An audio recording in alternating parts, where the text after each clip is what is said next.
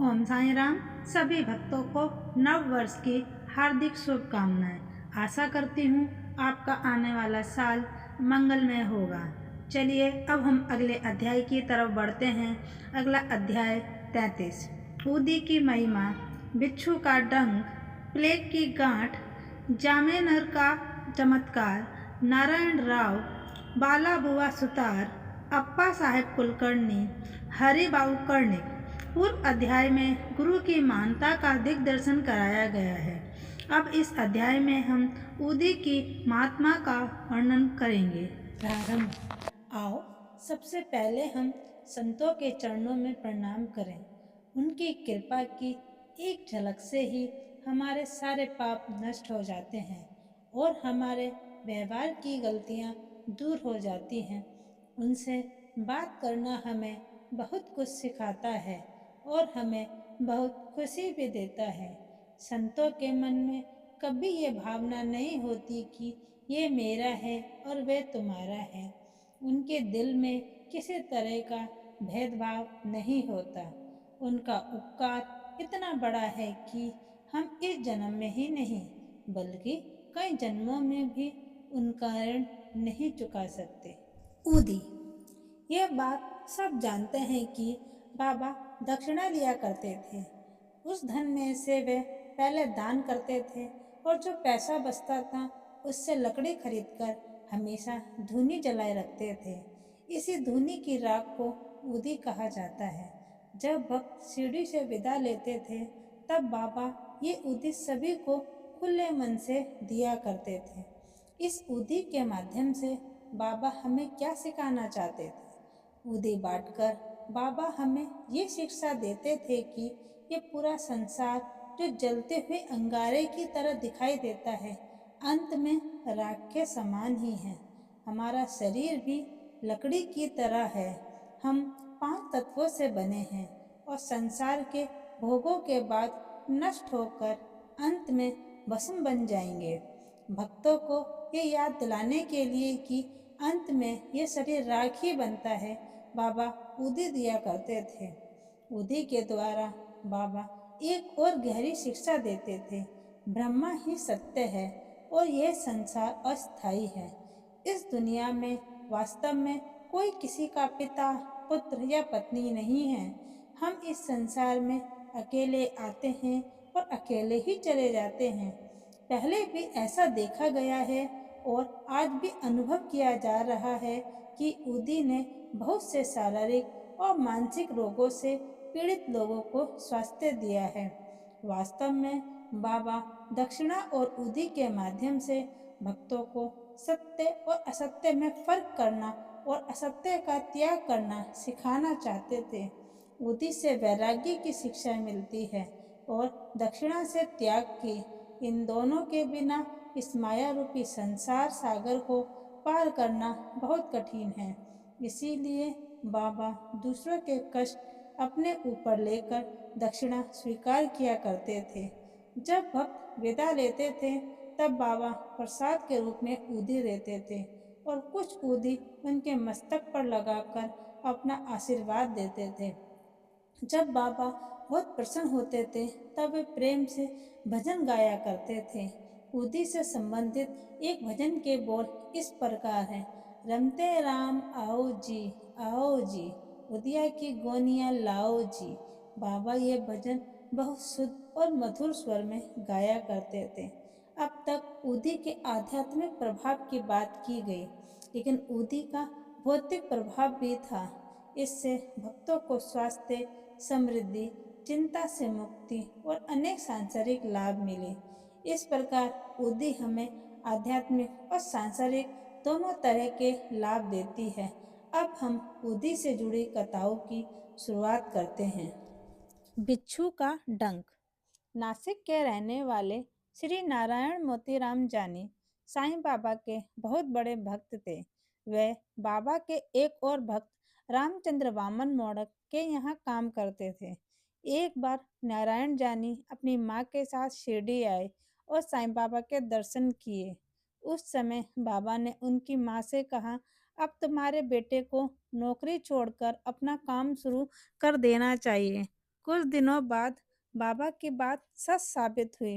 नारायण जानी ने नौकरी छोड़ दी और एक छोटा सा उपहार गृह खोला, जिसका नाम उन्होंने आनंद आश्रम रखा। उनका ये काम बहुत अच्छे से चलने लगा। एक बार नारायण राव के एक मित्र को बिच्छू ने काट लिया। बिच्छू के काटने से उसे बहुत ज्यादा दर्द होने लगा। ऐसे मामलों में बाबा की उदी बहुत असरदार मानी जाती है। आमतौर पर काटे हुए स्थान पर उदी लगा देने से दर्द ठीक हो जाता है। नारायण ने उदी ढूंढने की बहुत कोशिश की, लेकिन कहीं नहीं मिली। तब वे साईं बाबा के चित्र के सामने खड़े हो गए और मन से बाबा से मदद मांगी। बाबा का नाम लेते हुए उन्होंने अगरबत्ती से थोड़ी सी भस्म ली और उसे बाबा की उदी मानकर बिच्छू के डंक वाले स्थान पर लगा दिया। जैसे ही उन्होंने वहां से हाथ हटाया, दर्द तुरंत खत्म हो गया। ये देखकर नारायण और उनके मित्र दोनों बहुत खुश हुए और बाबा का धन्यवाद करते हुए वहां से चले गए। प्लेग की गांठ। एक समय की बात है, एक भक्त बांद्रा में रहते थे। उन्हें वहां ये खबर मिली कि उनकी बेटी, जो किसी दूसरे शहर में रहती थी, उसे प्लेग हो गया है और उसके बगल में गांठ निकल आई है। ये सुनकर वे बहुत घबरा गए। उस समय उनके पास साईं बाबा की उदी नहीं थी, इसलिए उन्होंने नाना चांद्रकर को संदेश भेजा कि वे उदी भिजवा दें।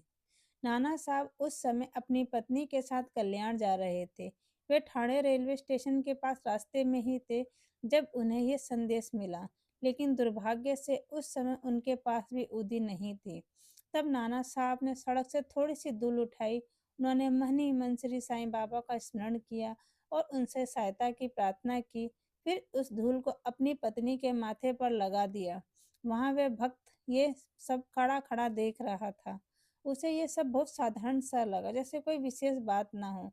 लेकिन जब वह भक्त अपने घर लौटा तो उसे बहुत खुशी हुई। उसे पता चला कि जिस समय नाना साहब ने ठाणे रेलवे स्टेशन के पास साईं बाबा से प्रार्थना की थी, उसी समय से उनकी बेटी की हालत में सुधार होने लगा था।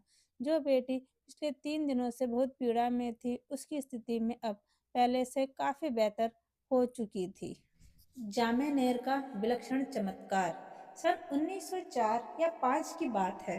नाना साहब चांदोरकर खानादेश जिले के जामेनेर में मामलतदार थे। जामनेर शिरडी से लगभग 100 मील से भी अधिक दूर है। नाना साहब की बेटी मैनाताई गर्भवती थी और उसका प्रसव समय बहुत पास आ गया था। उसकी हालत बहुत गंभीर हो गई थी। लगातार 2 से 3 दिनों से उसे प्रसव पीड़ा हो रही थी। नाना साहब ने डॉक्टरों और अन्य सभी तरीकों से इलाज करवाने की कोशिश की, लेकिन कोई भी उपाय सफल नहीं हुआ। बेटी की हालत देखकर वे बहुत चिंतित हो गए। तब उन्होंने मन ही मन साईं बाबा का स्मरण किया और उनसे सहायता की प्रार्थना की। उस समय शिरडी में रामगीर बुवा नाम के एक भक्त थे, जिन्हें बाबा बापू गिर बुवा कहकर बुलाते थे। वे अपने घर खाना देश लौटने की तैयारी कर रहे थे।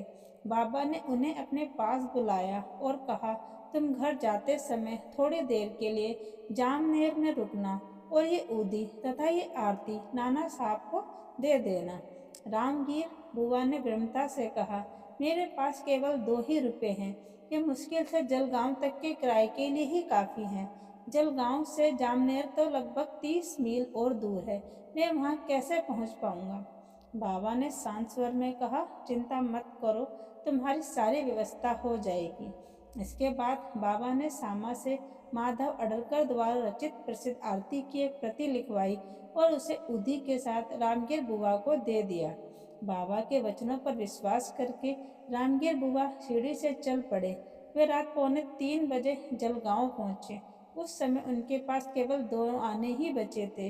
वे बहुत दुविधा में पड़ गए कि आगे कैसे जाएंगे। तभी उन्होंने किसी को कहते सुना, शिरडी से आए हुए बापू गिर बुआ कौन है? रामगिर बुआ आगे बढ़े और बोले, मैं ही बापू गिर बुआ हूँ और शिरडी से आ रहा हूँ। वे व्यक्ति एक चपरासी था। उसने कहा कि उसे नाना साहब चांदोरकर ने भेजा है। वे रामगिर बुआ को स्टेशन के बाहर ले गया, जहाँ एक बहुत अच्छा तांगा खड़ा था। तांगे में तो बहुत सुंदर घोड़े जुते हुए थे। चपरासी ने उन्हें तांगे में बिठाया और वे दोनों जामनेर की ओर चल पड़े। रास्ते में तांगा रुका और घोड़ों को पानी पिलाया। उसी समय चपरासी ने रामगीर बुआ में से थोड़ा नाश्ता करने को कहा। उसकी दाढ़ी मूछ और पहनावे को देखकर रामगीर बुआ को लगा कि वे मुसलमान हैं, इसीलिए उन्होंने नाश्ता करने से मना कर दिया। तब चपरासी ने कहा, मैं गढ़वाल का क्षत्रिय वंश का हिंदू हूँ। ये नाश्ता नाना साहब ने आपके लिए ही भेजा है, इसमें किसी प्रकार की शंका ना करें। इसके बाद दोनों ने नाश्ता किया और फिर से यात्रा शुरू की। सूरज निकलने के समय वे जामनेर पहुंच गए। जामनेर पहुंचकर रामगीर बुआ को लघु शंका लगी। वे थोड़ी देर के लिए एक और गए। जब वापस लौटे तो उन्होंने देखा कि वहां ना तांगा था, ना तांगे वाला और ना ही घोड़े। सब कुछ गायब था। वे अत्यंत आश्चर्य में पड़ गए। उनके मुंह से एक भी शब्द नहीं निकल पा रहा था। वे पास की कचहरी में पूछताछ करने गए। वहां उन्हें बताया गया कि मामलतदार नाना साहब इस समय घर पर ही हैं। रामगीर बुआ सीधे नाना साहब के घर पहुंचे और बोले, मैं शिरडी से बाबा की उदी और आरती लेकर आया हूँ। उस समय मेहनताई की हालत बहुत गंभीर थी। घर के सभी लोग बहुत चिंतित थे। नाना साहब ने तुरंत ही अपनी पत्नी से कहा कि उदी को पानी में मिलाकर बेटी को पिलाएं और बाबा की आरती करें। कुछ ही समय बाद समाचार मिला कि प्रसव ठीक प्रकार से हो गया है और मेहनताई की सारी पीड़ा समाप्त हो गई है। घर में सभी लोग आनंद और कृतज्ञता से भर गए। तब रामवीर बुआ ने नाना साहब को स्टेशन पर तांगा और चपरासी भेजने के लिए धन्यवाद दिया। तो नाना साहब बहुत हैरान हो गए। उन्होंने कहा, मैंने ना तो कोई चपरासी भेजा था, ना कोई तांगा, और मुझे तो आपके आने की कोई जानकारी भी नहीं थी। इस घटना की जांच के बाद मैं थाने के सेवानिवृत्त अधिकारी श्री वी देव ने से की। उन्होंने नाना साहब के पुत्र बाबू साहब चांदोरकर और स्वयं रामगीर बुआ से विस्तार से पूछताछ की। संतुष्ट होने के बाद उन्होंने श्री साईं लीला पत्रिका के भाग 13 में इस घटना का गद्य और पद दोनों के रूप में प्रकाशित किया। श्री वी नरसिंह स्वामी ने भी मेहनताई बापू साहब चांदोरकर और रामगीर बुआ के कथन अलग अलग तिथियों पर प्रकाशित किए, जिन्हें उन्होंने अपनी पुस्तक भक्तों के अनुभव भाग 3 में संकलित किया। रामवीर बुआ स्वयं कहते हैं, बाबा ने मुझे उदी और आरती देकर जामनेर भेजा। मेरे पास पैसे नहीं थे, पर बाबा ने कहा अल्लाह देगा। मैं चल पड़ा। रास्ते में सारी व्यवस्था अपने आप होती गई। जामनेर पहुंचकर तांगा और तांगे वाला अचानक गायब हो गया। तब मुझे समझ में आया कि ये सब बाबा की ही लीला थी।